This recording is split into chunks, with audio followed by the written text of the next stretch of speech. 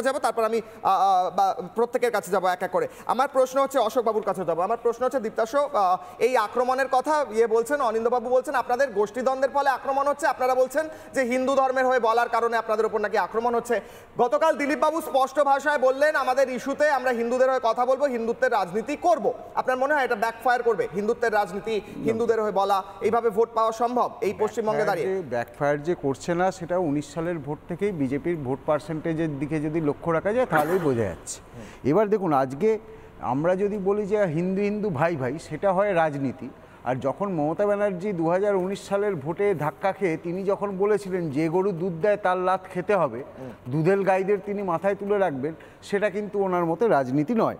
আজকে যখন খাগড়াগড়ে বোমা বিস্ফোরণ হয়, তারপরে যখন সিদ্দিকুল্লাহ চৌধুরী এবং সেই সময় তৃণমূলের রাজ্যসভার সাংসদ কবির সুমন তারা গিয়ে বর্ধমানে মিটিং করেন এবং বলেন যে জঙ্গিদের, বাংলাদেশি জঙ্গিদের এনআইএ অ্যারেস্ট করেছে তাদেরকে আইনি সহায়তা দেবেন, সেটা ওনার মতে রাজনীতি নয়।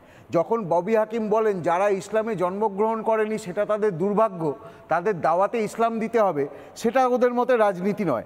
আজকে হুমায়ুন কবির যখন বলেন যে আমরা 70% তোমরা 30% কেটে ভাগীরথীর জলে ভাসিয়ে দেবো, সেটা ওনাদের মতে রাজনীতি নয়। আজকে যখন যোগেশচন্দ্র কলেজে, না এক মিনিট বলছি, আজকে যখন যোগেশচন্দ্র কলেজে সরস্বতী পুজো করতে গেলে হাইকোর্টের অনুমতি নিতে হয় এবং তারপরেও সেখানে মেয়েদের হেনস্থার শিকার হতে হয়, সেটা কিন্তু রাজনীতি নয়। তখন কিন্তু আপনি বলতে পারবেন না যে হিন্দুদের আপনি সাব্বির আলীকে চেনেন? আচ্ছা, ওনাকে বলুন। আচ্ছা, আরে আপনার সময় উনি বলেন, অটল বিহারী বাজপেয়ী বলেন, আপনি জানেন কোন দলে? এটা উত্তর দেব আপনাকে। আপনি জানেন তো? অটল বিহারী বাজপেয়ী কোন দলের নেতা ছিলেন? দেখুন, আজকে অটল বিহারী বাজপেয়ীকে জেতার জন্য মুসলিমদের বা হিন্দু এসব করতে হয়নি। উনি যে আজকে যখন আজকে অটল বিহারী বাজপেয়ী ভালো, মোদিজি খারাপ, আবার দুদিন পরে বলবেন মোদিজি ভালো, যোগীজি খারাপ, এরকম আপনাদের এটা চলতে থাকবে। আচ্ছা, ওনাকে শেষ করতে অশোক বাবু বলেননি এখন। না, আমি আজকে আমরা যদি বলি যে ওবিসি মমতা ব্যানার্জি কিরম মিথ্যে কথা বলছেন দেখুন। উনি বলছেন এখানে মামলা চলছে, আমি তাই চাকরি দিতে পারছি না। মামলা চলার আগে কটা চাকরি দিয়েছেন?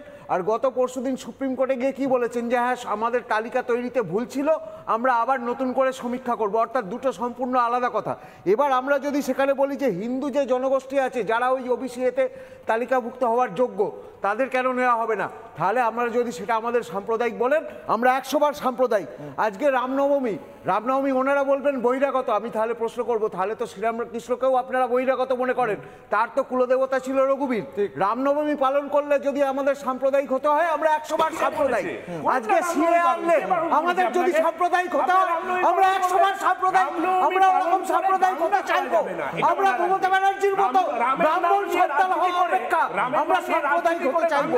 আমরা ওয়াকফের নামে জমির দালালি করার থেকে আমরা সাম্প্রদায়িক হতে চাইবো। আমরা ডেমোগ্রাফি চেঞ্জ করে দেওয়ার থেকে আমরা সাম্প্রদায়িক হতে চাইবো। আমরা রোহিঙ্গা এবং বাংলাদেশি ঢুকিয়ে ডেমোগ্রাফি চেঞ্জ করার থেকে আমরা সাম্প্রদায়িক হতে চাইবো।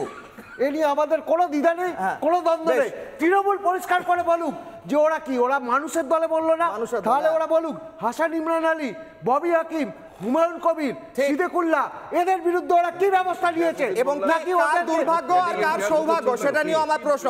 আমি অশোক বাবুর কাছে যাওয়ার আগে আমি শুভেন্দু অধিকারী একটা বাইট শোনাবো। শুভেন্দু অধিকারী আজ বক্তব্য রাখেন, হিন্দুদের হয়ে লড়াই করার বিষয়ে কি বলছেন শুভেন্দু অধিকারী শুনবো, তারপর যাবো অশোক বাবুর কাছে। শুনুন।